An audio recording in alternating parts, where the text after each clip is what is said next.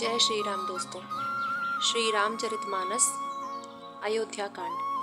प्रसंग है, मंथरा ने कैकई से कहा कि तुम कोप भवन में जाओ और राजा को मनाओ अपने 2 वचन मानने के लिए।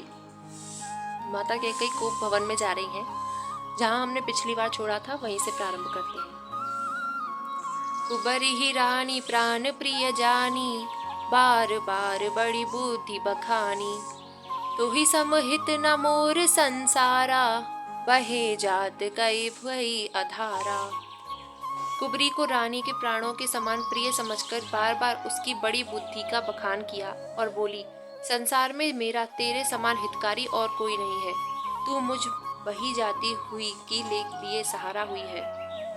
जो विधि पुरब मनोरथ काली, करो तो ही चख पूतरी आली।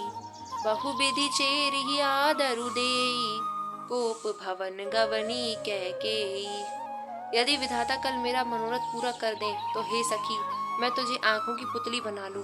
इस प्रकार दासी को बहुत तरह से आदर देकर कैकेयी कोप भवन में चली गई। विपत्ति बीजु बरषा ऋतु चेरी, हुई भई कुमति कैकेयी केरी। पाई कपट जलु अंकुर जामा, बर दो दल दुख फल परिणामा। विपत्ति कलह बीज है, दासी वर्षा ऋतु है। कैकेयी की बुद्धि उस बीज के बोने के लिए जमीन हो गई। उसमें कपट रूपी जल पाकर अंकर फूट निकला। दोनों वरदान उस अंकर के 2 पत्ते हैं और अंत में इसके दुख रूपी फल होगा। कोप समाजु साज सबुक सोई, राजु करत निज कुमति बिगोई। राउर नगर कोलाहलु होई, यह कुचाली कछु जानी न कोई। कैकेयी कोप का सब साज सजकर कोप भवन में जा सोई। राज्य करती हुई वह अपनी दुष्ट बुद्धि से नष्ट हो गई। राजमहल और नगर में धूमधाम मच रही है। इस कुचाल को कुछ कोई नहीं जानता। प्रमुदित पुर नर नारी सब, सजहि सुमंगल चार। एक प्रबिसहि एक निर्गम ही, भीर भूप दरबार। सियापति राम जय जय राम। बड़े ही आनंदित होकर नगर के सब स्त्री पुरुष शुभ मंगलाचार के साज सज रहे हैं। कोई भीतर जाता है, कोई बाहर निकलता है। राजद्वार में बड़ी भीड़ हो रही है। बाल सखा सुनिहि हर शाही, मिली 10-5 राम पहि जाही। प्रभु आदरहि प्रेम पहिचानी, पूछहि कुशल खेम मृदुबानी। श्री रामचंद्र जी के बाल सखा राज तिलक का समाचार सुनकर हृदय में हर्षित होते हैं। वे 10-5 मिलकर श्री रामचंद्र जी के पास जाते हैं। प्रेम पहचान कर प्रभु श्री रामचंद्र जी उनका आदर करते हैं और कोमल वाणी से कुशल क्षेम पूछते हैं।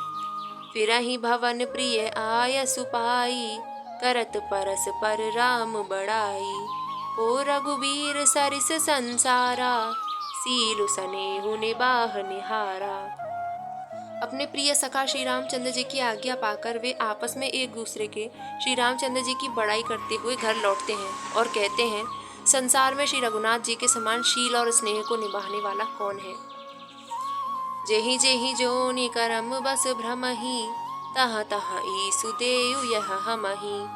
सेवक हम स्वामी सिय नाहु, हो नात यह और निबाहु।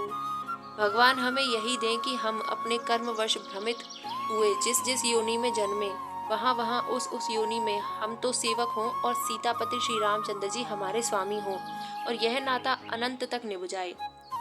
अस अभिलाषु नगर सब काहू, कैकय सुता हृदय अति दाहू। को न कुसंगति पाई न साई, रहई न नीच मते चतुराई। नगर में सबकी ऐसी ही अभिलाषा है, परंतु कैकेयी के हृदय में बड़ी जलन हो रही है। कुसंगति पाकर कौन नष्ट नहीं होता। नीच के मत के अनुसार चलने से चतुराई नहीं रह जाती। सांझ समय सानंद नपु, गयउ कैकेयी गेह। गवनु निठुरता निकट किय, जनु धरि देह सनेह। सियापति राम जय जय राम।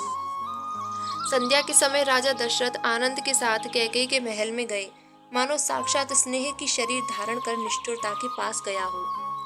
कोप भवन सुनि सकुचे उराऊ, भय बस अगहुड़ परउ न पाऊ। सुरपति बसई बाह बल जाके, नरपति सकल रहहि रुख ताके। कोप भवन का नाम सुनकर राजा सहम गए। डर के मारे उनका पांव आगे ही नहीं पड़ता। स्वयं देवराज इंद्र, जिनकी भुजाओं के बल पर राक्षसों ने निर्भय होकर बसता है, और संपूर्ण राजा लोग जिनका रुख देखते हैं, सो सुनीति अरिस गयउ सुखाई, देखऊ काम प्रताप बढ़ाई। सूल कुलिस असी अगवन हारे, ते रतिनाथ सुमन सर मारे। वही राजा दशरथ स्त्री का क्रोध सुनकर सूख गए। कामदेव का प्रताप और महिमा तो देखिए, जो त्रिशूल, वज्र और तलवार आदि की चोट अपने अंगों पर सहने वाले हैं, वे रतिनाथ कामदेव के पुष्प बाण से ही मारे गए। तो दोस्तों, आज के लिए बस इतना ही। इससे आगे पढ़ेंगे अगली वीडियो में। वीडियो अच्छी लगी तो इसे लाइक करना और चैनल को सब्सक्राइब करना। जय सिया राम।